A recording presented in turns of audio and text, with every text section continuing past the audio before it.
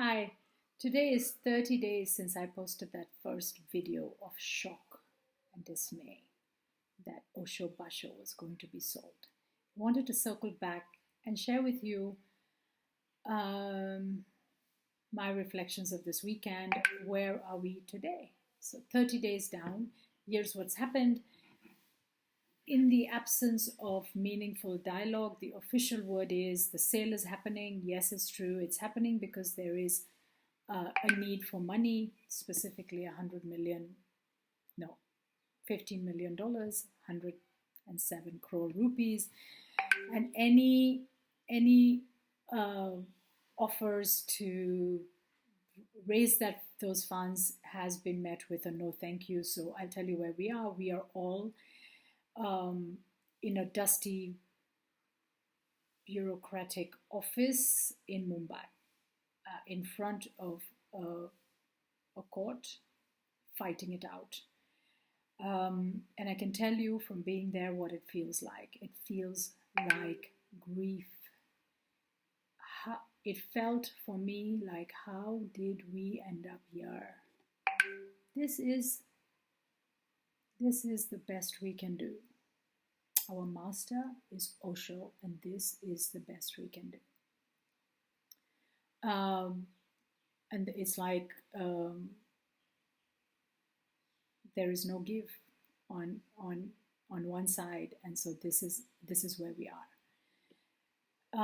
The other thing that has popped up is this idea of transitioning to a new management team, and this whole fear that, what's the guarantee that the new management team, especially one led by Indians, is going to be any better, and this is not going to reduce itself to this chaotic mess, which primarily destroys the very premise of Osho's work, the very idea that he inspired us all with, that any conditioning, any patterns, any organizations of the old only bring unawareness and continued misery.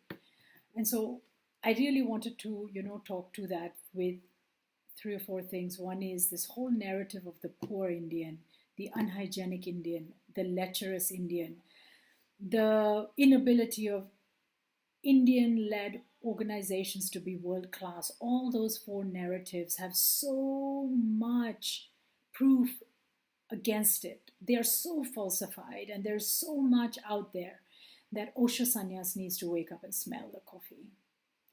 There's one other thing that I think that everybody needs to take note of, and that is that India and the tribe has fallen apart.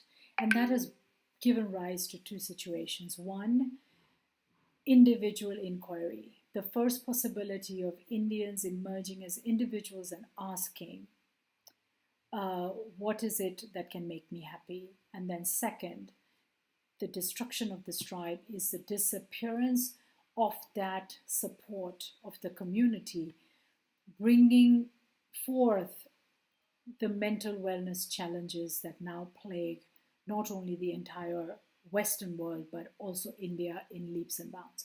So these two things, the rise of the individual and this falling apart of the community in such an abrupt way, make Osho's work most relevant in India today.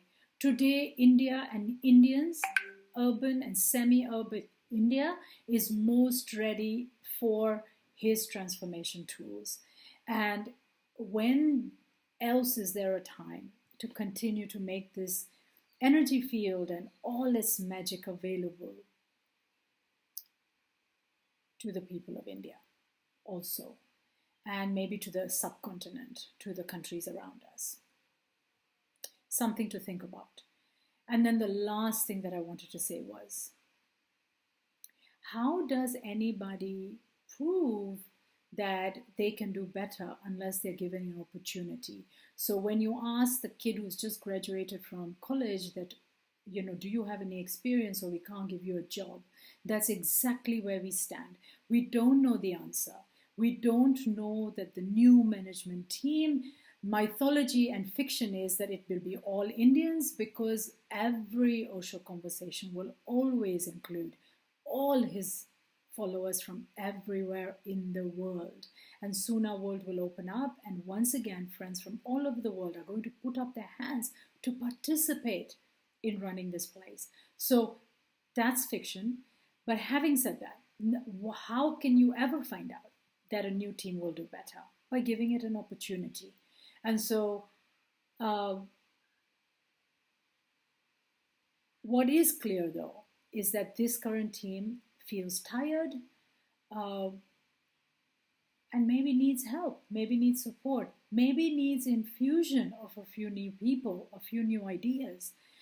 There has been so much conversation about, what is the vision? There is a vision. It's not so complicated. The things, why was this mystery school, this energy field created? Let's have the meditation and therapies as Osho designed them. Let's have this space be clean, hygienic, and yet alive. Let's be welcoming to many, many, many friends by bringing in one entrance fee. Indian, Western, everybody, one fee. Let's make food abundant, plentiful, world cuisine, not, innovative, what the space was known for. People, chefs were born out of this space. Recipes that still resonate all around the world were born in this Buddha field. So once again, these are simple things. This is the vision. It can be done. Doesn't seem so rocket sciencey, except that it's in the details, isn't it? And we won't know. But what we do know is that this energy field does not need to be sold, and this management team needs to make way for the new. We don't know how the new will be. The question is, do we want to continue with what we have in place? That's the question.